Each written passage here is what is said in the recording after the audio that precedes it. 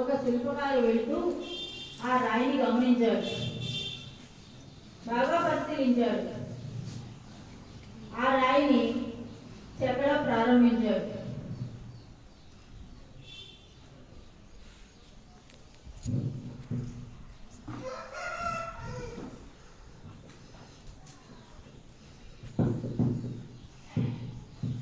తనకి ఇష్టమైన శ్రీకృష్ణ రూపాన్ని చెక్కి పూజలు చేసి తన దారిని తాను వెళ్ళిపోయాడు. మరికొంతసేపటికి ఆ దారిన మరొక శిల్పకారి వెళ్తూ ఉన్నాడు. వెళ్తూ ఆ విగ్రహాన్ని పరిశీలించాడు. ఆ విగ్రహం తనకి నచ్చలేదు. ఆలోచించాడు, మరలా చెక్కడం మొదలుపెట్టాడు.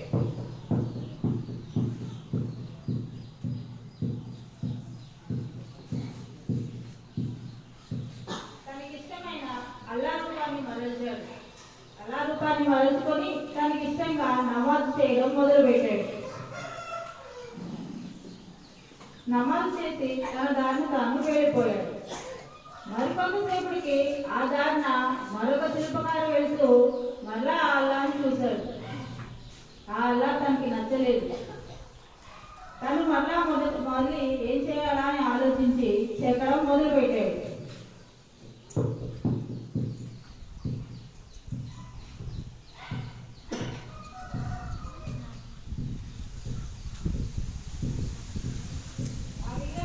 మళ్ళీ తనకి ఇష్టమైన యేసుక్రీస్తు రూపాన్ని మరల్చుకొని దానికి ప్రార్థన చేయడం మొదలుపెట్టాడు. అలా ప్రార్థనలు చేస్తూ ఉండగా మరలా ఇంతకు ముందు వచ్చినటువంటి శిల్పకారులు ఆ విగ్రహాన్ని చూసుకోవడం కోసం వెళ్ళాడు. తను చెక్కిన శ్రీకృష్ణుడి రూపం కనపడలేదు. నా శ్రీకృష్ణుడు ఉండాలి, ఏమైపోయింది ఏమో తెలియదు. ఇక్కడ నేను అలాగే చెక్కాను కదా, ఏమైపోయింది ఏమో నాకు తెలియదు. నువ్వు చేసావా? లేదు, నేను చేయలేదు. మరి ఎవరు చేశారు? ఏమో నాకు తెలియదు. ఇలా జరుగుతూ ఉన్నాయి, గొడవ జరుగుతూ ఉంది. ఇంతలో ఆ దారిన కొంతమంది సైనికులు వెళుతూ ఉన్నారు.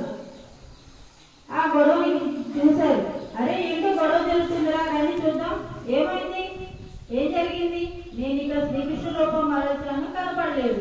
నీకేమైంది? నేను అల్లా రూపం మరల్చాను, నాకు కనపడలేదు. నేను జీసస్ని మరల్చుకొని ప్రార్థన చేసుకుంటున్నాను, నాకేమీ తెలియదు. మనం అందరం ఎప్పుడు ఇలా గొడవలు పడకూడదు అని చెప్పి ఇవి కాదు మన రూపాలు, నేను చెప్తా ఉండండి అని మరలా ఆ జవాను చెక్కడం మొదలుపెట్టాడు.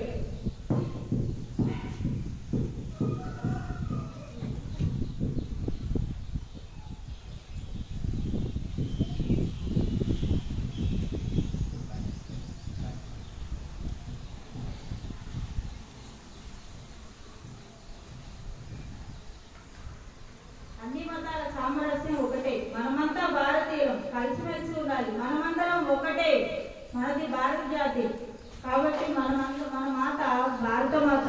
మనకి మతాలు అడ్డుపడి కాకూడదు, మానవత్వం మన బాధ్యత. ఒక రాయి, ప్రాణం లేని ఒక పెద్ద బండరాయిలోనే రకరకాల శిల్పాలు దాగి ఉన్నాయి కదా.